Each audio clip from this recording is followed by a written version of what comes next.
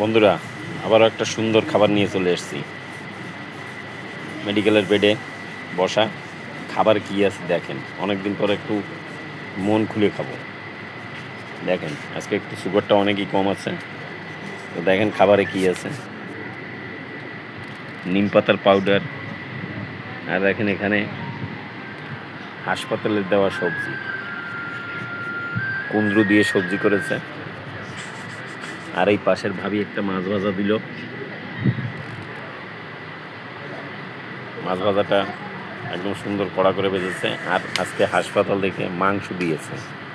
তো দেখেন মুরগির মাংস 1 পিস করে দেয়। এই যে, তো সপ্তাহে একদিন দেয়। তো আপনারা ভালো থাকবেন, সুস্থ থাকবেন, মোটামুটি লিমিটের খাওয়া খাবেন, ভালো খাবেন, অল্প খাবেন, শরীর ভালো থাকবে। আবার দেখা হবে। টাটা।